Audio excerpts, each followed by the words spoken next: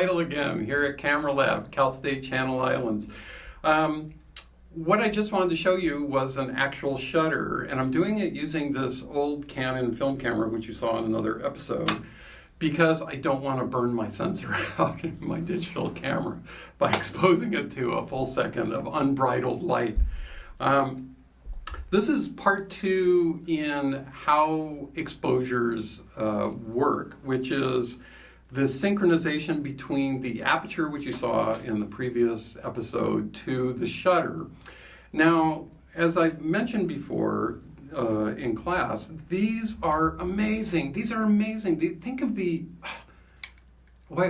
brings me to tears almost. The mechanical device that I hold in my hand, and this is without a sensor, this is just a film camera, that at 1/1000th of a second will flip this mirror out of the way. Here, I'm going to do this. Whoa, I went the wrong direction. Okay, here we go. Ready? Okay, 1/1000th of a second. Flips the mirror back out of the way. The shutter opens and allows light to come through the lens here, which is, of course, attached to the camera, and onto the film or the sensor, as the case may be. Amazing, because it does it over and over and over again without screwing up. When you think about all the little gears and elves and small creatures that live inside these cameras that make this happen, it is amazing to me. They never ask for food or water or anything. So anyway, the shutter duration becomes important for a couple of reasons. One is this. Once again, Michael, the great Michael, is going to put some pictures over my face here so you can see. And the first picture is my dog, Betty. She's so cute, isn't she? What she's doing is I pitched a ball, or actually my wife pitched a ball for her to catch. And you can see her frozen in space, grabbing at the tennis ball. That is approximately 1/1000th of a second. Off the top of my head, I can't remember, but it will be right here on the green screen behind me, telling you the f-stop and shutter speed that I shot this picture at. The next shot, you'll see her, and she's kind of leaping, looks like she's leaping out of frame, and she's a little bit blurred. So what I did is I slowed the shutter speed down to about a 30th of a second, once again, off the top of my head. So you'll see it, the exact one behind me over here. The next shot, you just see a couple of legs, and her top of her body is a complete blur. She is evaporating like a ghost, searching for her ball. But that is a slower shutter speed, and then in the final picture, there are 4, you'll just see kind of a streak of darkness, a smudge across the middle of the frame, and that is probably something like a half a second.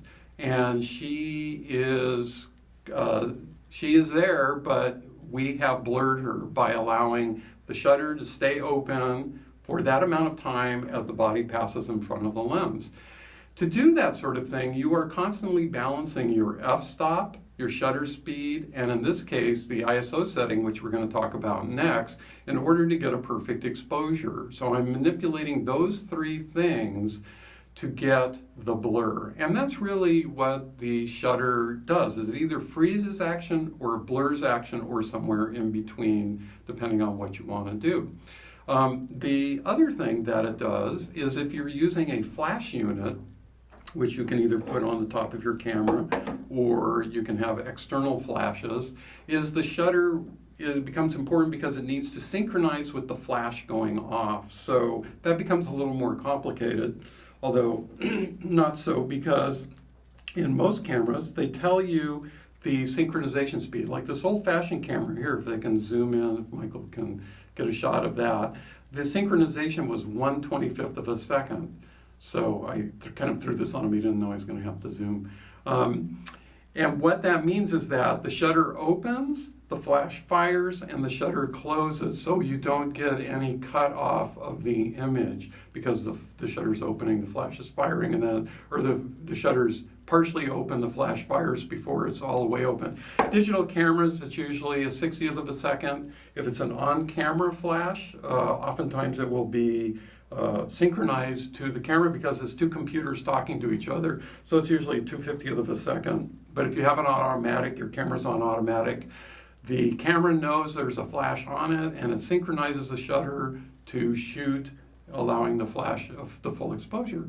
And that's really about it. And the next thing we're going to talk about is the ISO. What the hell does that mean?